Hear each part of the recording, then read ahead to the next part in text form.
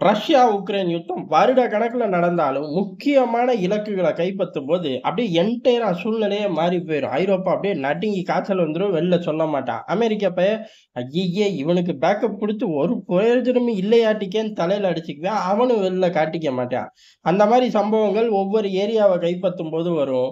மிகப்பெரிய ஏரியாக்கள்லாம் பட்டு பட்டுன்னு விழுகும்போது வரும். ஆனா, பெரிய அளவுல அதிர்ச்சி இவனுங்களுக்குலாம் எங்க நடந்துச்சு அப்டின்னா, மரியாப்போல் நகரம் தான். கைப்பற்றும்போதா அப்படின்னு கேட்டா, அது இந்த செயின் சப்ளையோட போயிரும். பல பகுதிகள கைப்பற்றினதோட போயிரும். ஆனா, மரியாப்போல்ல இவர்கள் செய்யக்கூடிய உள்கட்டமைப்பு வேல, அத பட்டு ஸ்ட்ராங்கா யுத்தமே முடிஞ்சிருச்சு. நெகட்டிவ்லயே போயிருச்சு அப்படின்னாலும், மரியாப்போல புடுங்குறது முடியவே முடியாதுடா அப்படிங்கிற மாரி சிஸ்டமேட்டிக்கா கொண்டு போய் வச்சுட்டார்கள். அது மிகப்பெரிய ஷாக்கு. இப்ப அதெல்லாம் ஒண்ணும் இல்ல. அது ஒரு ட்ரெய்லரு. தெரியாதா? நீ மெயின் பிக்சர் நெனச்சுட்டியோ? அப்படிங்கிற மாரி அடுத்த சம்பவத்த ரஷ்யா பண்ணிருச்சு.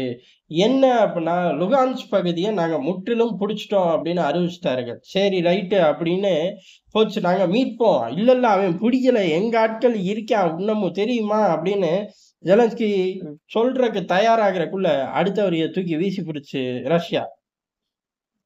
என்ன அப்டின்னா, அது ரஷ்யாவோட ஒருங்கிணைந்த பகுதி. ரஷ்யாவோட பாதுகாப்பு வலயத்துக்குள்ள வருது. ரஷ்யாவோட அணு ஆயுத பாதுகாப்பு வலயத்துக்குள்ளயும் வருது. ரஷ்யாவோட அணு ஆயுத டாக்ட்ரின் என்னென்ன சொல்லுதோ, அந்த கோட்பாடு எல்லாம் லுகான்ஸுக்கும் பொருந்தும் அப்டின்ட்டாய்ங்க. இனி லுகான்ஸ்ல போய் வெறி பிடிச்சு அடிச்சாலோ, லுகான்ஸ்குள்ள நுழைஞ்சாலோ, லுகான்ஸ் கட்டுப்பாட்டுல இருக்கக்கூடிய முக்கியமான அசட்டுகள எதையாச்சும் உரசுறேன், தட்டுறேன், தூக்குறேன் அப்டின்னு பேசிக்கிட்டு திரிஞ்சாலோ, ரஷ்யா அணு ஆயுதத்த வச்சு தாக்கும். எப்படி கிரிமியால இருக்கு, பெல்கிராட்ல இருக்கு, அதே பாதுகாப்பு வலயத்துக்குள்ள வந்துருச்சு. இப்ப ஒருவேள ரஷ்யா பொசுக்குன்னு டாக்டரின மாத்துது.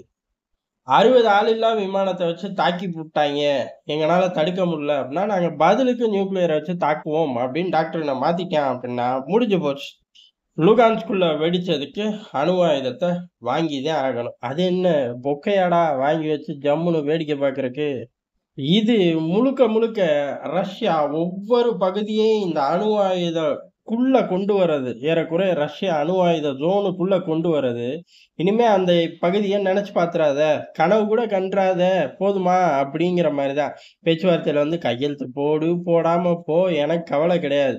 நீ அங்கீகரிச்சாலும் சரி, அங்கீகரிக்காட்டியும் சரி, என்னோட கொள்கைகள மாத்துறேன். கொள்கைகள் கிட்ட நீ உரசும்போது ஆட்டோமேட்டிக்கா எதிர் விளைவுகள சந்திச்சுக்க.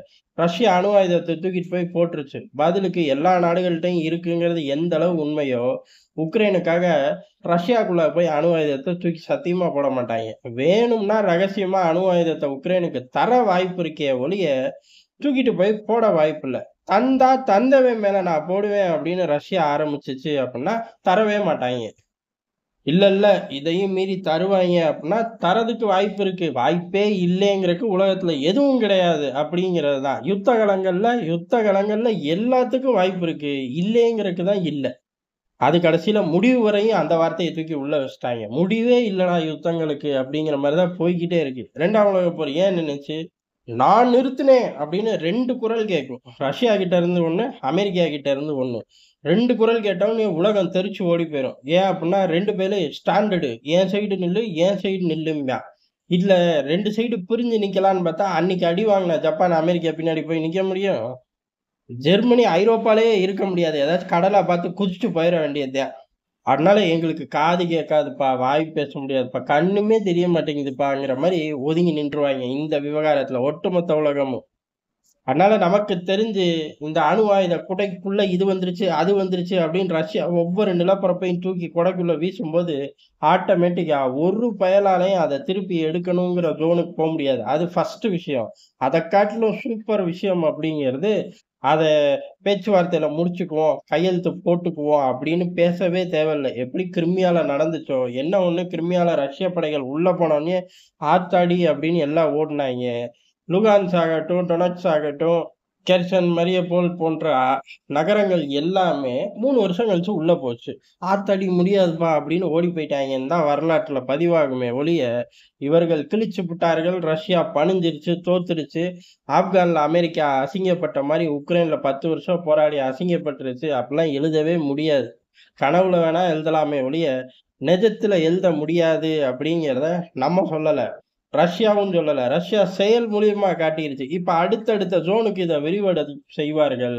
அப்படி விரிவடைந்து போகும்போது, அமெரிக்காவால வாய தொறக்கவே முடியாது. அமெரிக்காவாலயே வாய தொறக்க முடியாட்டி, நான்லாம் இந்த சப்ஜெக்ட்டே எனக்கு இல்ல தெரியுமா? நான் வந்து வேற. இது ஏதோ ஸ்கூல் சப்ஜெக்ட்டா இருக்கு. நான் காலேஜ் போயிட்டேன்ப்பா, அப்படிங்கிற மாரி ஐரோப்பா கலண்டு போயிரும். உக்ரைன் மக்களே இந்த சைடு வந்துருவாய்ங்க. ரஷ்யா விட்டு ஏன்டா பிரிஞ்சு போனோம் நம்ம? செர்னோபில் அப்ப அவன் ஒண்ணும் பண்ணலடா நமக்கு. அவன் பாட்டுக்கு படுத்து தூங்கிட்டான். அதானே நம்ம பிரிஞ்சு போனதுக்கான முதல் பிள்ளையார் சொல்லி, இப்ப திரும்ப போயிருவோம். ஏன்? இப்ப அணு ஆயுதத்த வச்சே நம்மள காப்பாத்துறேங்கிறான். நம்ம திரும்ப போயிருவோமே! அப்படின்னு சொல்லி, உக்ரைனியர்கள் கொத்து கொத்தா கிளம்பி போய் ரஷ்ய அதிபர் வாழ்க! ரஷ்யா, உக்ரைன் அப்படிங்கிறது ஒரே நாடா இருந்து பிரிஞ்சு போய் திருப்பி ஒரே நாடா ஆயிப்போச்சு அப்படின்னு சொல்லி பாதி உக்ரைன் ஸ்டாண்ட் எடுக்க அதிக வாய்ப்பு இருக்கு அப்படிங்கிறது தான் எதார்த்தமான உண்ம.